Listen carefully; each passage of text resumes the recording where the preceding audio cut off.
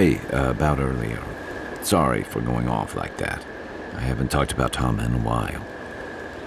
I haven't had much of a crew lately, and it's been easy to follow your lead.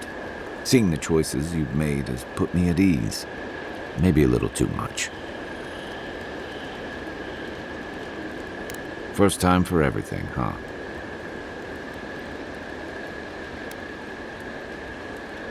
It's been years. It was always green and overgrown, but I don't remember it being quite this.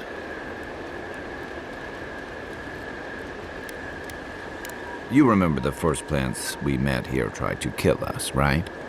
Something about Emerald Stair has always been unsettling. Everything in the living lands grows wild, but it's different here. Those giant roots, whatever they are, I don't remember them being quite as big or close to the settlement.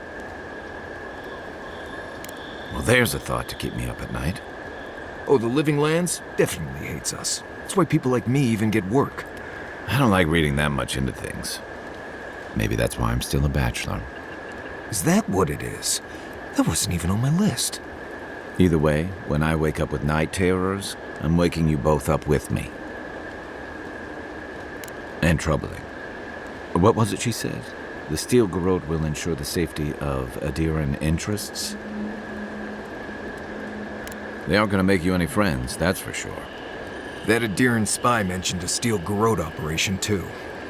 Yeah, he did. Stay sharp. Storm's brewing. And better if we can find it before it finds us. Not a whole lot, and I've been happy keeping it that way. Playing around with essence, poking at souls, trying to move them out of and into places they shouldn't be. It makes me queasy. Though, if we're going to understand the Dream Scourge and your godlike lineage, I suppose we'll have to get comfortable with it.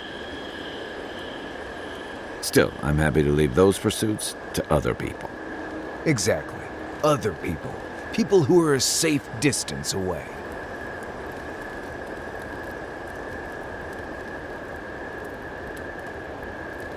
Not the same way Adirans do. We've got no laws against it. I've just always felt more comfortable with things I can see and grasp for myself.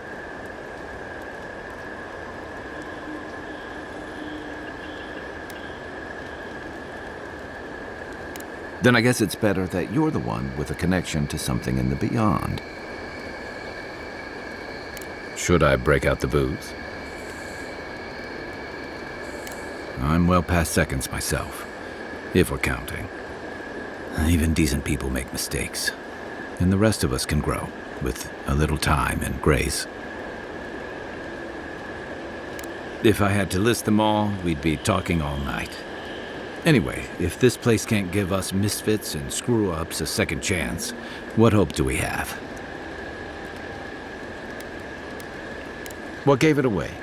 My finely pointed teeth, or the striking blue of my scales?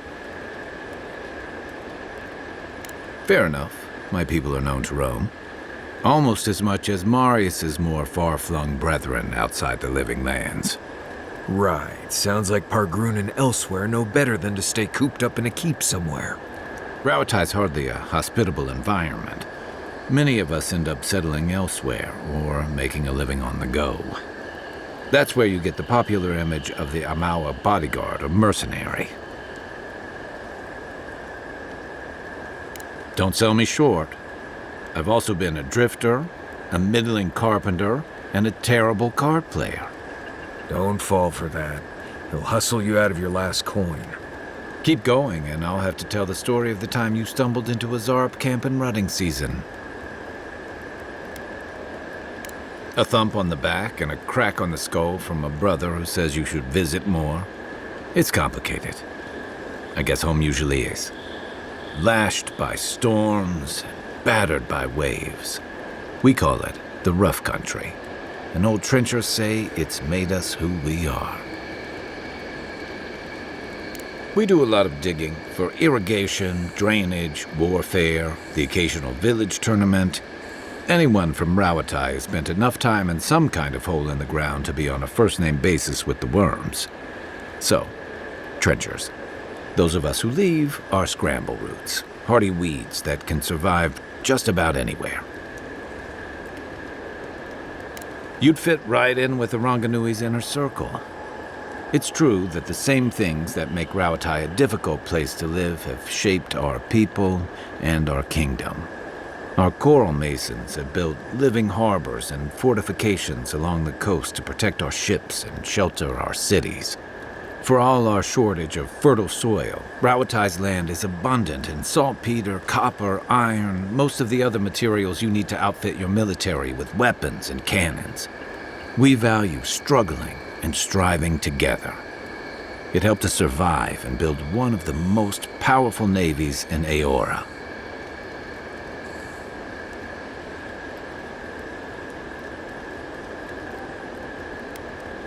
It's been hard-won across a variety of conquests, cooperatives, and trading colonies. Some of the traditionalists worry that prosperity is making us as complacent and soft-handed as our rivals. Same as traditionalists everywhere. Me, I prefer the simplicity of the living lands. Kill the thing that's trying to kill you, and hope it has some edible meat on it.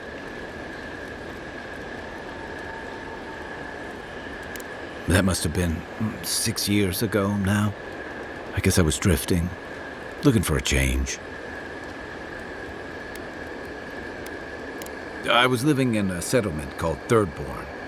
It's a rugged little place, lots of Rauataian expatriates.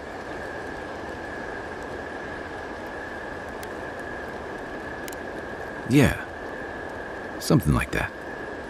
Anyway, we were talking about something else, yeah? I joined up with the Rauatai Navy as soon as I was old enough. I was part of our campaign to establish a foothold in the Deadfire Archipelago. Starting out, it was exciting, purposeful. I believed in our mission. We were returning to our ancestral homeland, reclaiming fertile soil that would feed Rauatai. Additionally, we were helping Deadfire, bringing organization to the pirate-ridden archipelago and civilization to our distant Wana cousins. To add here bringing order and civilization to our lawless frontier, then I hope you learn from my mistakes faster than I did. The Huana didn't want us there. We spent almost as much time fighting the tribes as we did pirates and Wilder.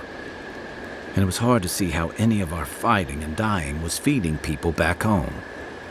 I'd always heard that war was supposed to temper us, strengthen us, but I didn't see that either.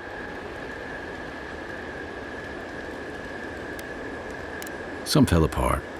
Some bought into the cruelty that our continued presence required. Others didn't buy into it, but went along with it anyway. And that bothered me more somehow. I deserted. And I bounced between different mercenary companies for almost 10 years. Hey, not all of us catch on so quick. Besides, there were only so many options for a Rauataian deserter with no training and anything else. As a mercenary, I figured I could at least choose my battles and my crew. I ended up here, didn't I? It was more of the same. The only comfort was being part of a squad. By the time I came to the Living Lands, I'd seen enough, had enough. I did. Yeah, for a while. Look, if I can give you some hard-won advice, stay on your toes. You're in a difficult position. Whatever your role asks of you, make sure it's something you're willing to give. Because you're the one who has to live with the consequences. I figured. You're asking me? I'm not much of a gossip. Okay, who do you want to know about? Long enough that he's got a good roster of stories about my blunders in the wilds, which he'll remind us of constantly. He's got a soft heart under that gruff exterior and feels things more deeply than he lets on. So, if he burns the stew one evening, maybe don't mention it. That's just how he shows affection. He's deeply loyal to people once he gets to know them, and he likes companionship more than he lets on. He just has a funny way of showing it. I think he left Galloway's tusks suddenly, and under unfortunate circumstances. He's never spoken directly about it, but that's what I put together, and it explains a lot. Losing home, losing the people who gave you a sense of yourself, it leaves a mark. But don't tell him I told you that. Seriously. Give him time, and don't rush the process. Think of him like a skittish little cub. He just needs to get used to you, but he'll come around once he does. Definitely don't tell him I said that. Okay, but only if you let me turn that question around once I've answered you. I think you've been trusted with a nearly impossible task.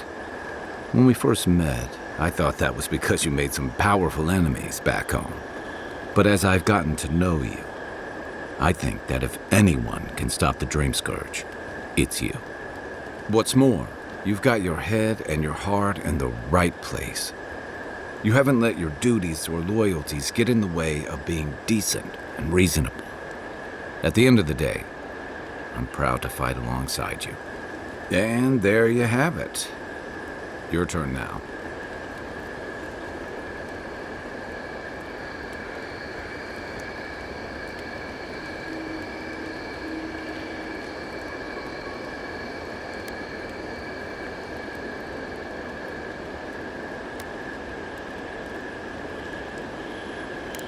Oh, well, that's nice of you to say. I don't mean to be rude. That's just more praise than I've probably earned. Enough about me, right? Sure. Sure. What's on your mind? Nudge me if you hear anything in the woods.